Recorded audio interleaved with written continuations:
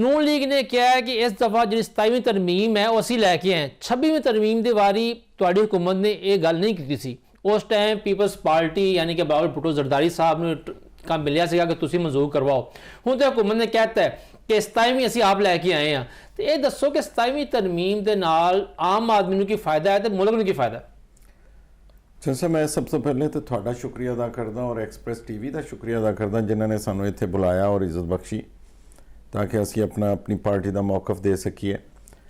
मैं सब तो पहले तो अपनी सियासी क्यादत नूं खराज तहसीन पेश करदा कि वो मुल्की मफाद दे विच चाहे उन्होंने जो कुछ भी करना पवे वो मफाद दे विच मुल्की मफाद नूं मुकद्दम रखते हुए वो फैसले कर रहे। 26वीं तरमीम के बारे जिन्ना तुसीं जिक्र किया बिलावल साहब का वो इतिहादी साडे रहनुमा है लीडर है उन्होंने वजह तो अगर उन्होंने हथों पेश हुई तो भी हुकूमती इतिहाद ने पास की सी। और 27वीं तरमीम का सिरा जड़ा है वो साडे लीगल टीम जी पाकिस्तान मुस्लिम लीग नून और पीपल पार्टी दे ने मिल के तैयार करके अगे सैनट दे विच पेश की और कौमी असैम्बली च लियांदी गई।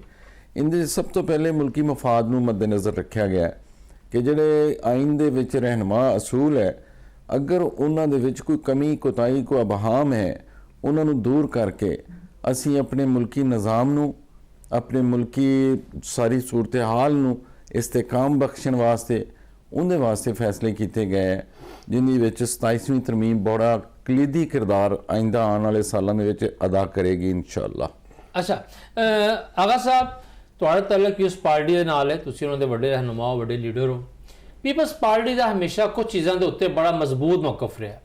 पहला ये है कि सूबे में खुद मुख्तारी होनी चाहिए और पीपल्स पार्टी की वजह तो ही जी तरमीम का पहला मसौदा आया सीगा उहदे विच NFC अवार्ड की गल सी लेकिन कटती गई है। लेकिन सुनने आ रही है कि दोबारा 28वीं तरमीम फिर दोबारा NFC अवार्ड जोड़ा है उन्हें शामिल किया जाएगा।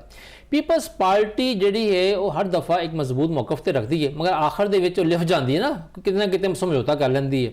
तो की वजह है कि पीपल्स पार्टी हमेशा कुछ गल्लां मन लैंदी है तो कुछ ते हट जाती है? गल है जी कि पीपल्स पार्टी होए भावें कोई भी जमात होए हर जमात का अपना नज़रिया अपना मंशूर मौकफ होंदा है। लेकिन पाकिस्तान पीपल्स पार्टी जी है नहीं है कि कोई अना का मसला बना के या ज़ाती रंजिश कदूरत को मद्देनज़र रखते वो कर दी है। गल है कि बाज़ारी होंदा है सियासत का हुसन है कि कुछ अपनियां मनवा लो तो कुछ अगले दियां मान लो वो भी वो मनो या मनवाओ जड़ियां मुल्की मफाद जांदियां ने।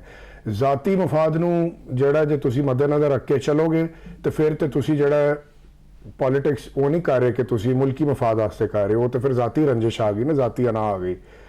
तो गल है कि पाकिस्तान पीपल्स पार्टी हमेशा तो एक जमहूरी पार्टी है दुनिया जानती है सारिਆਂ ਨੂੰ पता है ਇਹਦੇ 'ਚ कोई लुकी छुपी गल तो है नहीं। तो असी साडा शुरू तो एक ही जिहड़ा मंशूर है कि असी पाकिस्तान पीपल्स पार्टी वाले यही कहने हैं कि असी हर वो काम करांगे जिहदे च सानू लचक विखा के मुल्की मफाद जे लभदा है तो वह लभ जाए। असी ज़ाती जिहड़ी अना है ना उन्होंने एक पासे रख के सियासत करने असी नफरतां दी सियासत ते यकीन ही नहीं रखते।